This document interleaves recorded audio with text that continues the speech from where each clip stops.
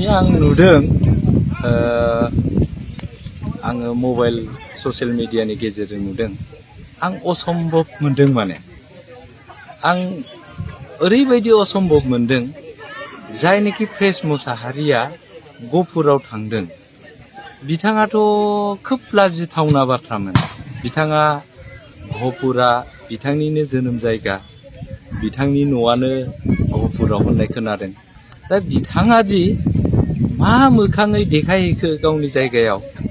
थांनाय 2020 मायथाइनि 21 जि बिटिआर सुक्ति बे सुक्तियाव दि बिटिआरजों गहपुर बिश्वनाथ सनितपुर बिदि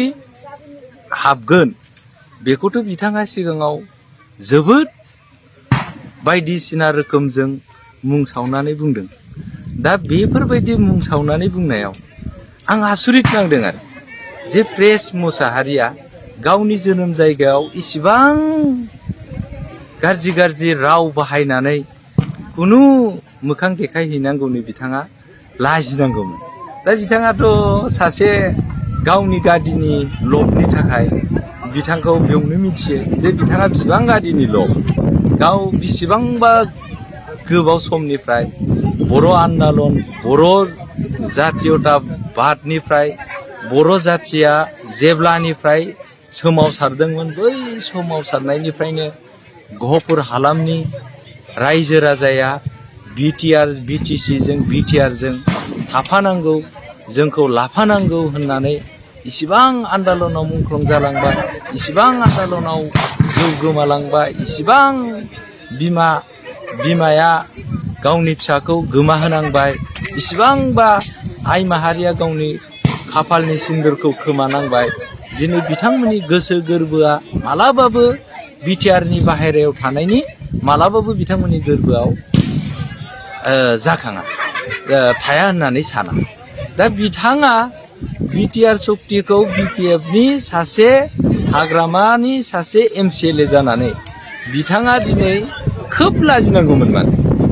बिथाङा थांनोनो नाङामोन बा बिथाङा हगारनांगौमोन जे गहपुरनि हालामा नैबेखौसो बुंनांगौमोन जे दिनैनि समाव प्रमद बर' इउपिपिएल दैदेननाय सरकारा जि बेसेबांबा गोबाव समनि गोग्लैसोनानै थानाय गालांजाबाय थानाय एकर्डआव दिनै फुल इमप्लिमेन्ट जानांगौ आरो फुल इमप्लिमेन्टनि खाथिराव बिथाङा बुंनोसो नांगौमोन जे नोंथांमोना इउपिपिएलनि सरकार प्रमद बर'नो नोंथांमोना रावजोंबो थायालासेनो होदो होननासो बुंनांगौमोन दाथ' बिथाङा खोब लासिं सिं बियो नङा होनबा रायजो राजाया नायदों मिनिदों बिथांखौ बिदि सासे फैलार लेडार बिदि सासे खुनु बिजोन गैयि लेडार नैबे बुस्थुखौ नैबे लिडारखौ थारमाने सनितपुर गहपुरनि हालामनि गावनि बिदा फंबायफ्रा थारमाने जाथि बंस'फ्रा लाजिनायसो मोनदों आरो दा आं बेखौनो बुंबाय बिथाङा निस्सय दा सानफिनगोन उननि खेथ्रआव दा बिथाङा बुंनांगौ जे आंना निमाहा होदो जे बेसेबांबा गोबावनि उनाव दिनै बिटिआर सुक्तिजों लोगोसे गामियारि गहपुर हालामा सोसनजाबाय नैबेखौ बिथाङा साबायखर होनानै बिथाङा गावनि थांनायखौ निमाहा बिनांगौ गहपुर हालामनि रायजो राजानाव आं नैबेखौसो बिथांखौ खावलायहरदों आरो